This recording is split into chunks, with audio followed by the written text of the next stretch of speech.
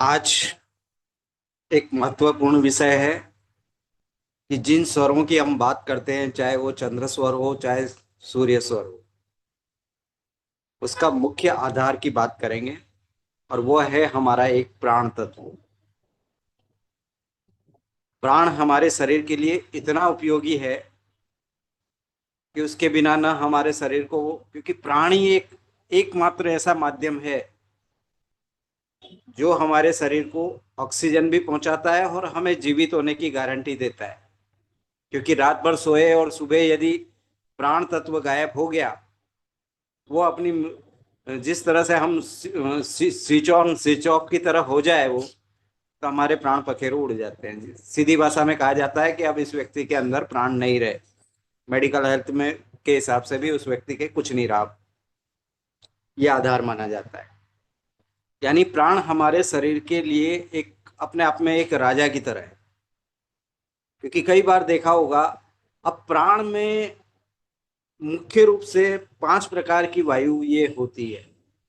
वैसे तो 80 प्रकार की वायु होती है, जिसमें से 10 मुख्य होती है और 10 में से भी 5 मेन होती है, जो व्यक्ति के लिए बहुत ज्यादा जरूरी है।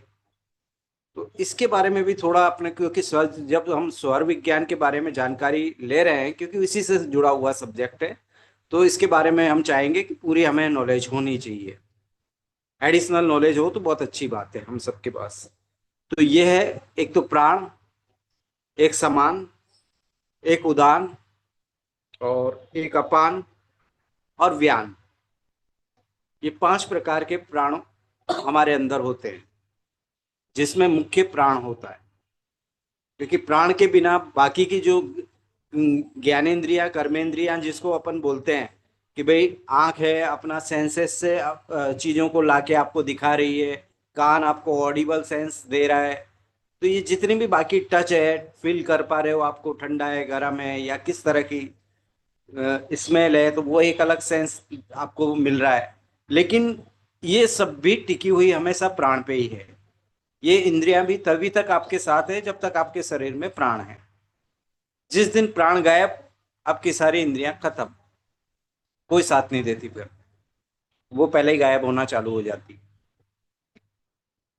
अब प्राणों का हमारे शरीर में क्या रोल होता है, और प्राण हमारे शरीर में किस जगह रहता है। तो प्राण हमेशा हमारे शरीर में गले से लेके हमारे हार्ट क्षेत्र के बीच में हमारा, इस क्षेत्र के बीच में हमारा प्राणों की स्थिति, बल्कि नाभि तक जो हम श्वास लेते हैं, प्राण कैरियर के रूप में बाहर से ऑक्सीजन को लेके आता है, हमारे लंग्स को सप्लाई करता है। लंग्स को सप्लाई करते हुए वो नाभि के मूल, जहां 80,000 72,000 अपनी नाड़ियां हैं, वहां पे ले जाके वो उन सबको प्राण के रूप में सप्लाई करता है। अब यहाँ पे एक विषय आता है कि प्राण इतना ज्यादा जरूरी है, क्योंकि प्राण नहीं मिले, ऑक्सीजन के बिना फिर भी रह लोगे, लेकिन प्राण तत्व अपने आप में बहुत ज्यादा जरूरी। अभी तक हमको ये समझ ही नहीं थी कि ऑक्सीजन अलग चीज है और प्राण अलग चीज है।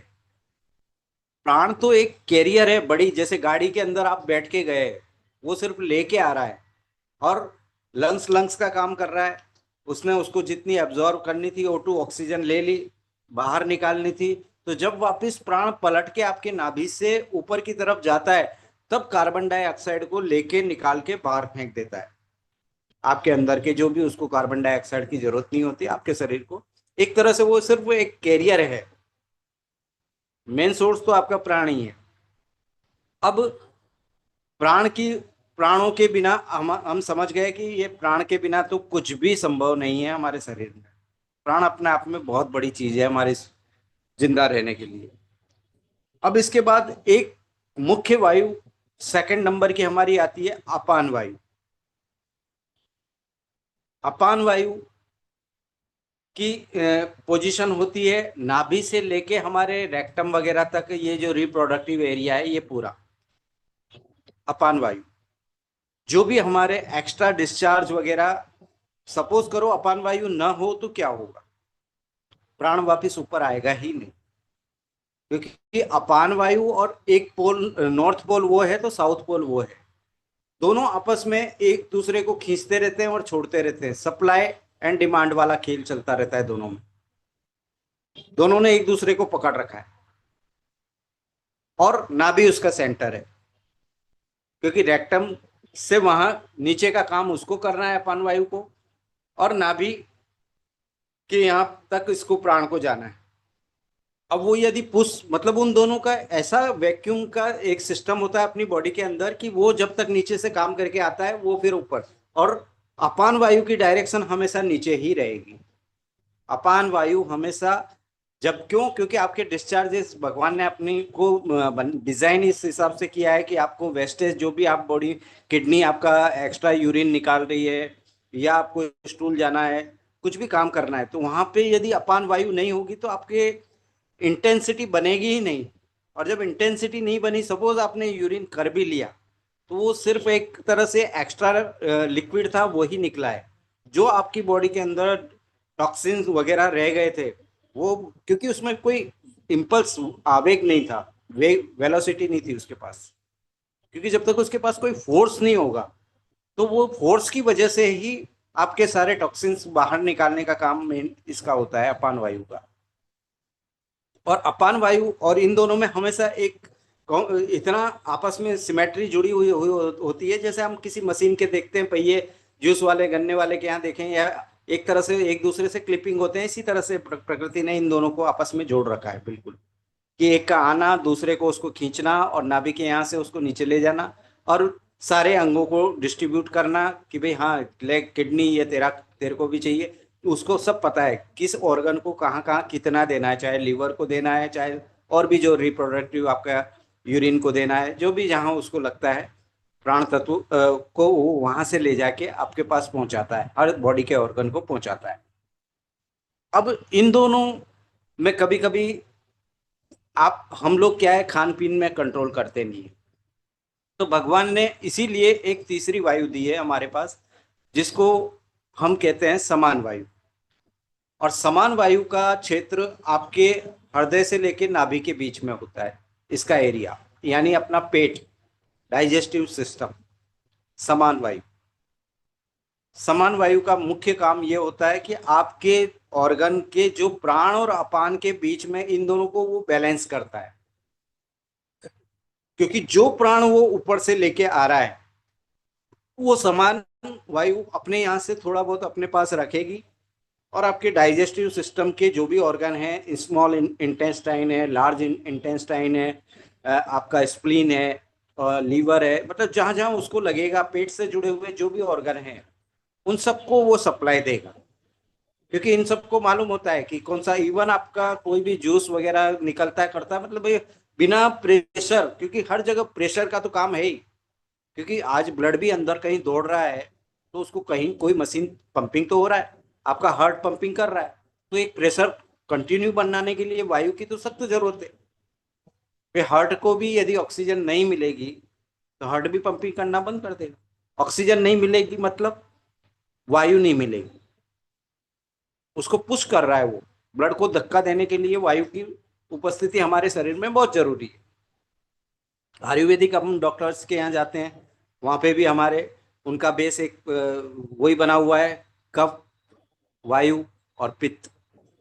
आपका किस तरह की प्रॉब्लम्स है, जैसे वायु विकार जब भी शरीर में होंगे, तो आपके सारे जॉइंट्स वगैरह के पेन, नी वगैरह में, या जहाँ जहाँ भी जॉइंट्स में पेन, या कभी हाथों में पार्किंसन, या अ, जो भी आपका बोन से रिलेटेड, मतलब वो जॉइंट्स को जाम करेगा आपके, क्योंकि ब्लड में सर्कुलेशन वो पहुंच, प्रॉपर पहुंच नहीं रहा है आपका, वो वायु, उस वायु की वजह से ही दर्द होता है। तो वो आपको डॉक्टर, एक आयुर्वेदिक डॉक्टर होगा, तो वो आपको वायु हटाने के लिए, वायु के विकृति है उसी से संबंधित वो दवाई प्रेस्क्रिप्शन के फॉर्म में आपके लिखेगा। अब इसके बाद प्राण, अपान और ये समान, ये तीन प्रकार की वायु हमने देख ली। समान वायु बेसिकली के बाद मुख्य काम आता है उदान वायु का। उदान वायु हमारे गले में के आसपास के क्षेत्र में स्थित होती है, उदान वायु। क्योंकि हम जब भी कोई भोजन करते हैं या कुछ भी खाते हैं तो थोड़ी सी देर के लिए गेट खुलता है और वापस बंद होता है। तो वहां पे हमें जबड़े को हिलाने या उसको कर कुछ प्ले करने के लिए हमें एक ताकत की जरूरत पड़ती है। और एक जो आपने खाया है उसको थोड़ा सा उसने क्रश किया, उसको पुश करने के लिए भी एक पावर की जनरेट करनी पड़ती है। तो जब तक वो वायु का धक्का नहीं लगेगा तो उस उड़ान वायु, उसका काम है आपके खाने को आपको अंदर तक पहुंचा के उसको बराबर अच्छे से नीचे उतारना। जो इसोफेगस वाली अपनी ये पूरी ट्यूब होती है उसमें अन्न नली वगैरह, उसमें पूरा धक्का दे के नीचे। बाकी तो अपनी बनावट ही ऐसी है कि हम खड़े बैठे बैठ के खाएंगे या खड़े होके खाएंगे तो वो एक तरह से अपना खाना बिल्कुल सीधा ही जाने वाला है अंदर थोड़ा सा। पर उस वायु के वेग के कारण उसको ज्यादा परेशानी नहीं होती, क्योंकि वो एक सब पर्टिकुलर प्रेशर उसको सब बॉडी को सब पता है। उसको कितना प्रेशर चाहिए, कितनी वायु चाहिए, वो सब समझती है। हमारी बॉडी का एक सिस्टम बना हुआ है।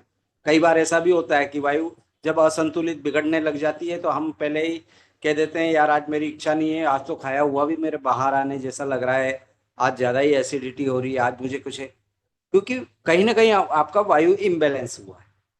और जब जब भी बॉडी में वायु इम्बेलेंस होगा किसी न किसी रूप में, कई बार हम ये भी कह देते हैं आज तो गैस्ट्रिक बन गई तो मेरा तो आज सिर दर्द चकरा रहा है बुरी तरह से। अब हम समझ नहीं पाते कि यार ये सिर दर्द। और जैसे ही मैं स्वर विज्ञान के लिए आपसे कहता हूँ कि आपका ये पर्टिकुलर ये स्वर चल रहा है और ये बंद करो, तो आप उससे क्या होता है, उससे वो स्वर पर्टिकुलर जाके उस वायु को नियंत्रित करके चाहे अपान अपान वायु के माध्यम से बाहर निकालेगा, चाहे उदान वायु के आपके डकार आ जाएगी। कई बार होता है हमें डकार आ जाती है एकदम से, तो वो डकार आ जाना ये सब उदान वायु का काम है। जो भी गले से रिलेटेड अपना बाहर निकलता है ये बैलेंस करता है आपको। या उबासी कई बार आ जाती है आपको, जब एनर्जी की कहीं सख्त जरूरत हो या थकान ज्यादा हो गई हो तो पहले से आप उबासी लेना चालू कर दो, तो आपके मनपसंद का कोई विषय नहीं चल रहा है, आपको लग रहा है यहाँ तो मैं बोर हो रहा हूँ यार, तो थोड़ी देर बाद ही वो आपकी बैठे बैठे, क्योंकि आपका मन ने शुरुआत कर दी वो चीज। क्योंकि मन हमारा बहुत खतरनाक चीज है, उसको कंट्रोल सिर्फ सांसों से ही होता है। और आपने एक बार मन को आजादी दे दी तो फिर वो उसके अकॉर्डिंग आपको चलाना चालू कर देता है। क्योंकि श्वास और मन इन्हीं को अपने को साधना है यदि आगे जीवन में बढ़ना है तो। बहुत जरूरी है इनको बैलेंस करना, और सांसों से मन को बहुत अच्छी तरीके से कंट्रोल किया जा सकता है।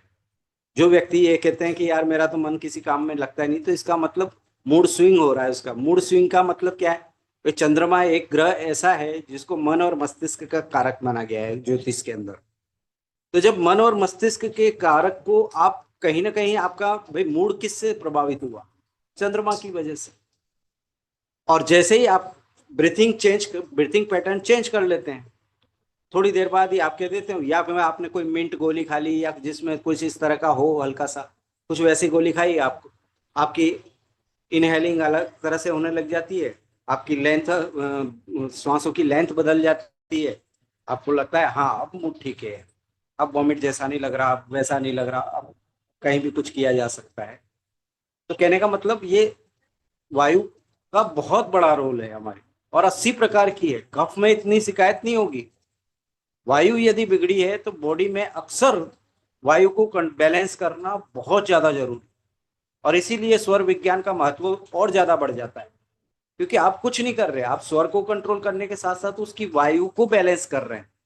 जो भी हमने सीखा है कि चंद्र स्वर ज्यादा समय चला है तो आपको ऐसा करना है, सूर्य स्वर ऐसा, तो एक हमें पैटर्न मिल गया है कि हमें अपने अंदर की स्थिति को कैसे कंट्रोल करना है। अभी तक ठीक है, हमें इन चीजों का ज्ञान नहीं था, पता भी नहीं था कि हमें कैसे इसको सुधार सकते हैं या कैसे। या कभी ज्यादा कुछ हो जाता था तो हम आसपास के किसी मेडिकल स्टोर पे जाके कोई सी भी टेबलेट ले लेते थे और उसको दिखा के कि हाँ यार छोटा सा एक सिर दर्द है, ला यार गोली दे दे। पर ये सब टेम्परेरी चीजें हैं कि जो भी आप एलोपैथी की मेडिसिन वगैरह लेते हैं उन सबके बहुत साइड इफेक्ट भी होते हैं हमारी बॉडी पे। अपने जीवन को, इतना अमूल्य जीवन है, इसको कम से कम इस शरीर के प्रति इस तरह की लापरवाही न होने दें। खुद ही संवारे, अच्छे से संवारे, बहुत अच्छा है। उदान वायु हो गया, प्राण हो गया। अब इसके बाद समान वायु का कार्य आता है। हमारे शरीर में समान वायु का कार्य जो जितने भी तरह का हम खाना खा रहे हैं या कुछ कर रहे हैं, तो एक समान वायु ही आपके प्रॉपर प्रोटीन, कैल्शियम, जितने भी आपकी बॉडी के विटामिन्स और ये सब चीजें जरूरी है बॉडी में। तो इसका काम है बॉडी के एक एक छोटे पार्ट आपके, जैसे हमारे शरीर में रोम छिद्र होते हैं, बालों निकले होते हैं छोटे छोटे हाथों पे या हर जगह पे, एक छोटे छोटे कई करोड़ लाखों करोड़ों छेद हैं। तो मांसपेशी, टिश्यू, हर जगह तक इसका काम है उस वायु को पहुंचाना। और वहां पे क्योंकि वायु उस जगह नहीं पहुंचेगी, इसका मतलब हम कह देते हैं यार स्किन डेड हो गई है, कुछ काला सा एक अलग ही हो गया, जिसको हम बाद में डॉक्टर की भाषा में कह देते हैं यार ब्लड सर्कुलेशन नहीं हो रहा है यहाँ पे। तो यानी कुल मिला के लास्ट इसकी रूट जड़ को आप ढूंढोगे तो कारण क्या निकलेगा? कारण ये निकलेगा कि यानी उस जगह वायु अपनी सप्लाई को नहीं दे पाया, उसको कोई अवरोध मिल रहा है उस जगह।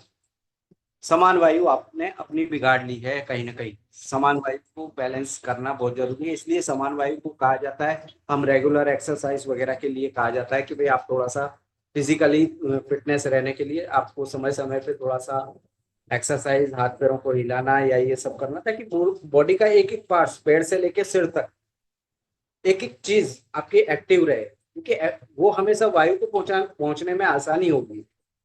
यदि मान लो किसी एक कंटिन्यू आप, मैं कह रहा हूँ 2 घंटे पलाती मार के बैठ जाओ, सिद्धासन में बैठ जाए, आपके पैर सो जाएंगे, आपको थोड़ी सी देर में उठने में बड़े परेशानी होगी। क्यों? क्योंकि ब्लड सर्कुलेशन नहीं है। उस जगह जो वायु वहां पहुंचनी थी वो उस जगह नहीं पहुंच पाई। और उसके बाद जब आप 2 घंटे बाद उस जगह से खड़े होते हो, कई मैंने देखे हैं, कई पहली पहली बार जब ध्यान या साधना करने आते हैं या मिलते हैं लोग, तो उन लोगों से खड़ा भी नहीं हुआ जाता, जबकि उन्होंने इससे पहले, वो कई बार कहते हैं हम घर पे तो आधा घंटा बैठ लेते हैं, लेकिन कई बार नहीं बैठा जाता। घर पे बैठने का हो सकता है कारण, पीछे आप सपोर्ट लेके बैठ रहे हो या और भी कोई वजह हो सकती है, पैरों को कई बार सीधा भी रख लेता है आदमी। पर जहाँ आप किसी पर्टिकुलर इंस्टीट्यूट में सीखने गए हैं या वहाँ, तो वहाँ अपनी मर्यादाएं होती है, वो लोग अपने हिसाब से करवाते हैं, वहाँ आपकी कोई पीछे सपोर्ट भी नहीं मिलेगा, आपको बैठना उसी तरह से पड़ेगा।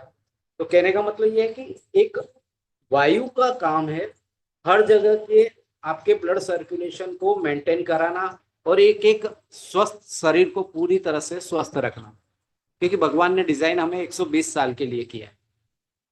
वो हमारी ही गलतियां हैं, कुछ खान पान है, कुछ श्वास स्वर विज्ञान पे हम ध्यान नहीं देते हैं, कैसे श्वास लेना, कब लेना, इनकम, चाहे हेल्थ की बात हो चाहे financial, extra stress, extra tension, तो ये सब चीजों को वजह से हमारी बॉडी की कई चीजें इम्बेलेंस होने लग जाती है और धीरे धीरे कई बॉडी के पार्ट्स आपके डैमेज होना शुरू हो जाते हैं।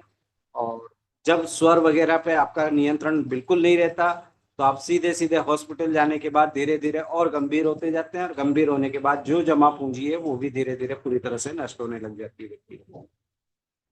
तो इस तरह से समान वायु का मुख्य काम होता है कि बॉडी के एक एक पार्ट में आपकी इस वायु को पहुंचाना का काम है। अब आते हैं हम व्यान वायु पे। व्यान वायु का हमारे शरीर में मुख्य कार्य है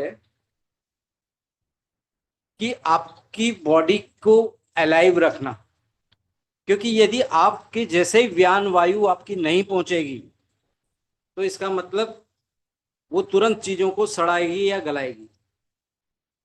कई जगह, कई, मान लो किसी के पैरों में गैंग्रीन जैसा बीमारी हो गई, यानी उस जगह उसकी व्यान वायु के पास पर्टिकुलर सप्लाई नहीं पहुंची है। और जैसे ही ब्लड सर्कुलेशन उस जगह नहीं पहुंचेगा, क्योंकि उसके पास प्रेशर ही नहीं था या आगे अवरोध खड़े होकर लिए थे, आप लोगों ने कोई भी चीज डिटॉक्सिफाई नहीं कर पाए बॉडी की समय रहते, तो ऐसे केस में फिर वो व्यान वायु का एक ही काम है, वो आपको सड़ाएगी, उस क्षेत्र को सड़ाएगी। सड़ा गला के मतलब उसको नष्ट होना है। फिर व्यान वायु का कार्य यही है कि सड़ाएगी। तो इस तरह से ये मुख्य 5 वायु है। इसके अलावा भी कई छोटे छोटे छोटे फैक्टर होते हैं, जैसे आंखों में हमारे कई बार पानी की प्रेजेंस रहती है, उसके लिए एक अलग वायु काम करती है। भूख लगना करना है या छींक आना एकदम से आना है, तो उसके लिए क्रकशी करके वायु होती है। मतलब इस तरह के अलग अलग 4-5 वायु। एक धनंजय वायु होती है जो हमारे ये व्यान वाली में काम करती है। सड़े गले के रूप में, बिल्कुल लास्ट समय पे सबसे आखिरी में यही प्राण छोड़ती है धनंजय वायु। कूर्म वायु होती है। तो कई तरह की और भी 5 छोटी छोटी ये वायु होती है, जिनका एक अलग अलग छोटे इनके सब उप प्राण बोल सकते हैं इनको हम, सब प्राण। तो ये इनकी भी अपनी एक भूमिका है। जैसे ऑफिस वगैरह में हम देखते हैं कि सीनियर बॉस सारे दायित्व को नहीं निभाता। काम का डिस्ट्रीब्यूशन बना हुआ है, एक सिस्टम बना हुआ है कि आपके नीचे इतने अधीनस्थ कर्मचारी होंगे और वो उस काम को अपने अपने तरीके से समझा देंगे। ठीक है, वो मुख्य वाला अपने हिसाब से उसको आपस में मैनेज करते रहते हैं, एक दूसरे का कोऑर्डिनेशन बना रहता है। और जहाँ कोऑर्डिनेशन बिगड़ता है, हम इनडायरेक्ट रूप से अस्वस्थ हो जाते हैं, जिसको बीमार कहा जाता है, और फिर हमें डॉक्टर की शरण में जाना पड़ता है। ये तो हुई हमारे पांचों तत्व प्राण के महत्व को आज हमने इस बात को समझा। अब पांचों तत्वों में से ये आ तो गए, हमें मिल गए, भगवान ने दे दिए। एक चीज आपने नोट की होगी, जब प्राण हमारे शरीर में आते हैं तो आने के लिए हमें एक फिजिकल वर्ल्ड में आने के लिए भी हमें 9 महीने और समथिंग दिनों का इंतजार करना पड़ता है। मतलब आप समझना गंभीरता को, प्रकृति कितनी किस तरह से काम करती है, कि जब हम 9 महीने और कुछ दिन तक उन प्राणों को अपने अंदर, तब जाके वो कुंडलिनी शक्ति और आकाश तत्व से धीरे धीरे हमारे वायु तत्व, अग्नि तत्व, इन पांचों तत्वों का बैलेंस करते हुए आपकी बॉडी के अंदर एंटर होके एक लास्ट मूलाधार चक्र में कुंडलिनी शक्ति की ऊर्जा, जिसको सोर्स ऑफ अपनी एनर्जी का सबसे बड़ा सोर्स होता है, वो कुंडलिनी शक्ति होता है। वहां पे सुषुम्ना नाड़ी भी चालू होती है, जो बिल्कुल आपके सिर के यहाँ तक चलती है।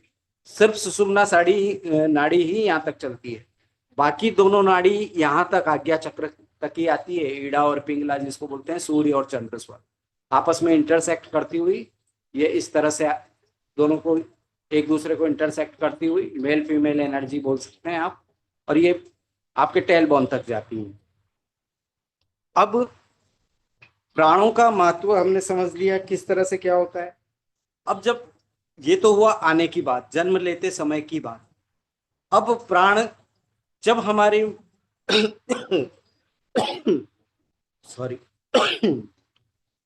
जब हमारी मृत्यु होती है तो सबसे पहले हमारा समान वायु निकलती है, क्योंकि ये जितनी भी वायु है ये समेट के अपने आपके सिस्टम्स में जितनी भी वायु है ये समेट के नाभि के यहाँ आना चालू हो जाती है। अपनी जितनी भी वायु है सब अपने, जैसे कहते हैं ना कि एक जगह इकट्ठे हो जाना, फिर वहां से अपन डिपार्ट लेंगे।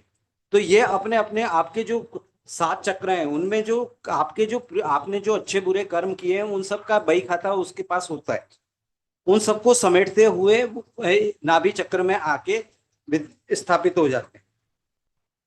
तो पहला काम है समान वायु, क्योंकि समान वायु हमने जाना कि हमारे सिर से लेके पैर तक, पूरे शरीर तक, पहला काम ही उसका ये है। क्योंकि आपकी बॉडी को और समान वायु जैसे ही जाएगी तो सबसे पहले आपके शरीर के तापमान को ठंडा कर देगी, जो हमारे अंदर गर्मी या कुछ है उसको बिल्कुल ठंडा कर देगी।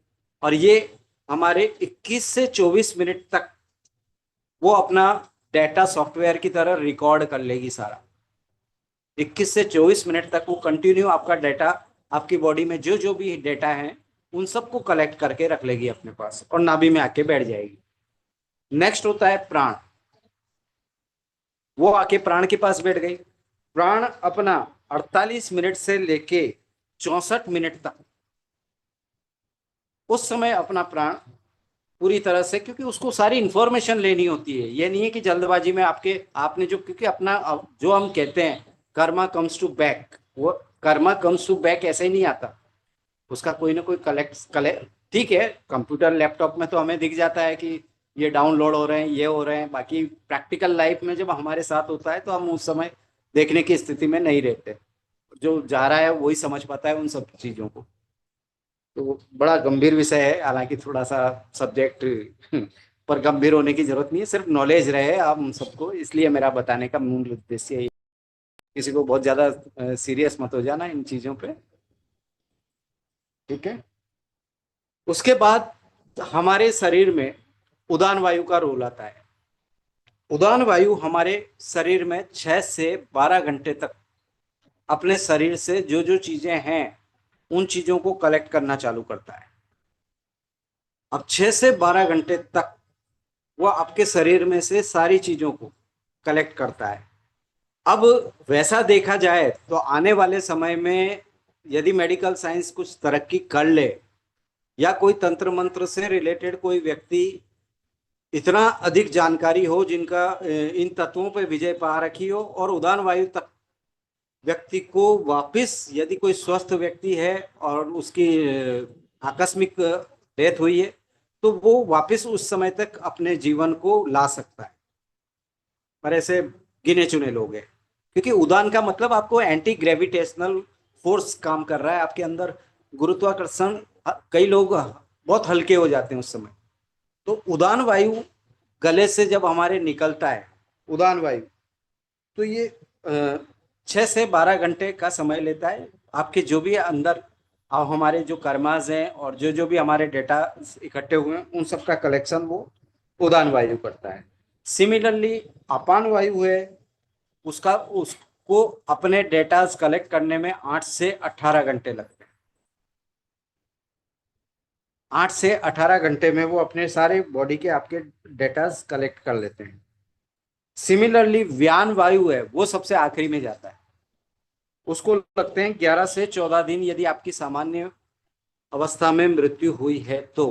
यदि सुसाइड किया है तो फिर तो भूल जाओ, फिर तो शायद वर्षों वर्षों भी लग जाते हैं। क्योंकि व्यक्ति सोच लेता है कि मैंने सुसाइड कर लिया, मेरा जीवन खत्म हो गया, लेकिन वहां तो आपको एंट्री तभी मिलेगी अगले नेक्स्ट लेवल पर। तब तक आप इस भूमंडल के आसपास ही आपको मंडराना है, जिसको हम कह देते हैं भूत प्रेत, या कुछ भी अपनी भाषा में कह सकते हैं कि उस तरह के जीवन। और मजे की बात है, जब हमारा सूक्ष्म शरीर इन सब चीजों को समेट के जाता है, नाभि में से सिल्वर कोड तोड़ के निकलता है, तो व्यक्ति को कई बार बड़ा पीड़ादायक होता है। तो इसलिए जिन लोगों ने स्वर विज्ञान पे बहुत अच्छे से समझ लिया और काम किया है, वो निश्चित रूप से अब स्वर योगी, जो अच्छा योगी होगा या थोड़ा सा जो स्वर की जानकारी रखता है, वो क्या करेगा, इन चीजों को अच्छे से। भाई हमारे, हम तो नहीं चाहते कि इस तरह से कुछ हो लाइफ में। योगा वगैरह हमारे सिर्फ हमारी आयु को थोड़ा सा बढ़ा सकते हैं, पर मौत को रोक कोई भी नहीं सकता। मृत्यु अंतिम सत्य है जीवन का। योगा वगैरह हम कहते हैं, प्राणायाम कर लीजिए।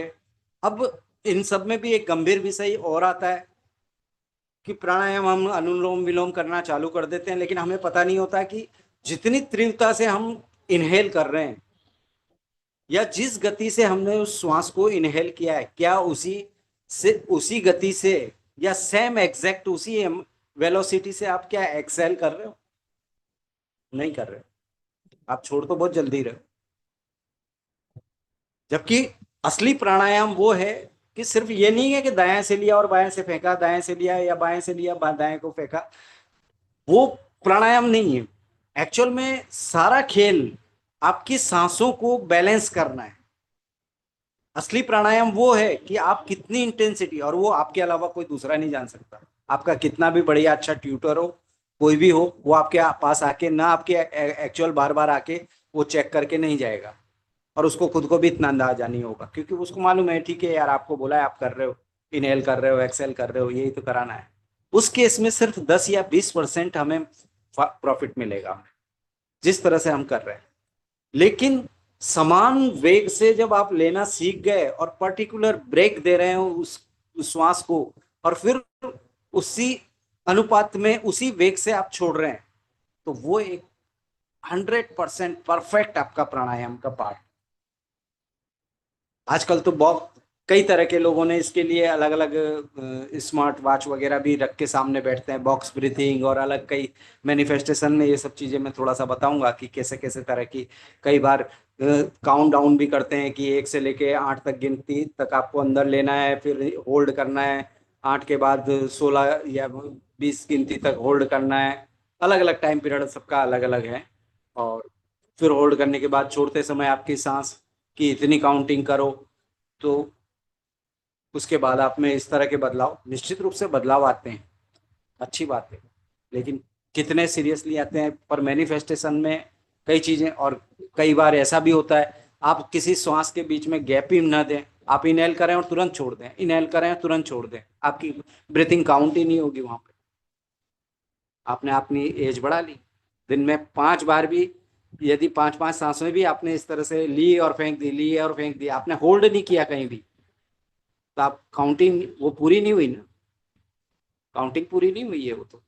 क्योंकि हमारा जीवन जो हमें आयु मिली है, वो सिर्फ हमारे सांसों के आधार पे मिली है।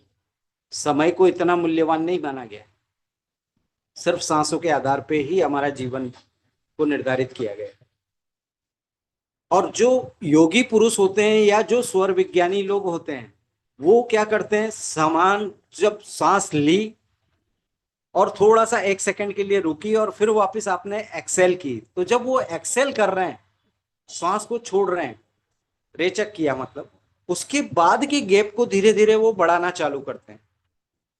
तो उस गैप की वजह से वो दो जगह काम आएगा। एक तो मैं बताऊंगा मैनिफेस्टेशन में भी बहुत काम आने वाला है, और दूसरा समान वायु, उससे क्या होता है, वो जो गैप दोगे उससे समान वायु बढ़ेगी, और जितनी आपकी समान वायु बढ़ेगी आपकी उम्र बढ़ेगी। आपके बॉडी पार्ट्स, क्योंकि समान वायु का एरिया बॉडी के स्वस्थ रखना है बिल्कुल, आप समान वायु पे अपने नियंत्रण पा रहे हो, धीरे धीरे उस गैप को बढ़ा बढ़ा के। और कई लोग ऐसे होते हैं, समान वायु जब को आप थोड़ा सा साधोगे, तो उस समय क्या होगा, अपान वायु ऊपर की तरफ, नीचे के बजाय ऊपर की तरफ चलना चालू हो जाएगी। तो ऊपर चलने के लिए वहां पे नीचे पहले जाएगी वो मूलाधार के यहाँ, और मूलाधार में सुषुम्ना मार्ग से वहां पे उदान वायु उसको पुश करेगी, और उदान वायु पुश करके आपके यहाँ तक, नाभि तक भी ला सकती है, और ज्यादा प्रेशर रहा तो यहाँ भी ला सकती है, गले तक भी ला सकती है। और धीरे धीरे अभ्यास करती, जो योगी लोग होते हैं अभ्यास करके, वो यहाँ से प्राण, आपके सहस्त्रार चक्र बोलते हैं इसको, अंदर से उसको वहां तक ले जाते हैं। तो सहस्त्रार चक्र से प्राण फिर जब निकलते हैं तो व्यक्ति का पुनर्जन्म नहीं होता, वो अंतिम मोक्ष जिसको बोलते हैं हम। क्योंकि एक फॉर्मल रूप में हमने देखा है कि लोगों की, हम यहीं से फिर लास्ट में किसी की भी डेथ होती तो कपाल क्रिया करने के लिए बोला जाता है कि भाई आप कपाल क्रिया करें। और ये जो व्यान का 14 दिन के लगभग आया था, व्यान का 11 से 14 दिन, इसीलिए हम जो विषय वस्तु ये मानते हैं कि नहीं यार, व्यक्ति का अंतिम संस्कार हमें होने के बाद हमें हर चीज का थोड़ा सा ध्यान रखना है। इवन जब भी व्यक्ति का दाह संस्कार करें, उसके अंडर गारमेंट्स वगैरह को जरूर जरूर, जो भी इनर वस्त्र हैं उनको जरूर जलाना चाहिए। क्योंकि जब आत्मा निकलती है तो वो उन चीजों को देख के वो सोचती है कि मुझे यहाँ रहना है या मुझे कहीं और जाना है, वो भटकाव जरूर होता है। तो उस तरह के वस्त्र घर में भी बाकी बचे हुए हों तो उनको आप कहीं भी खत्म कर दें, स्पॉइल कर दें, कैसे भी करें, पर उन वस्त्रों को आपको, यूज किए हुए वस्त्रों को, और धो के, बिना धोए तो कभी किसी को देने ही नहीं है।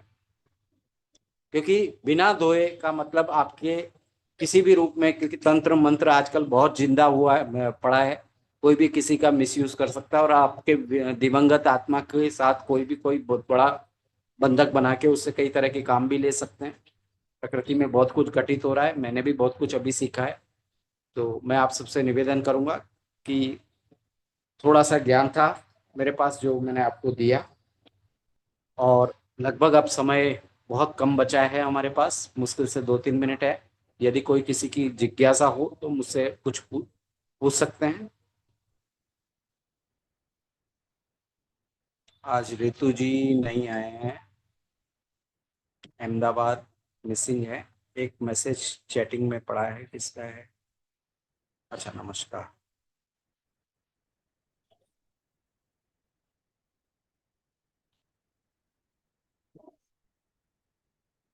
ठीक है, आज के लिए अब इतना ही। आप सभी का बहुत बहुत धन्यवाद।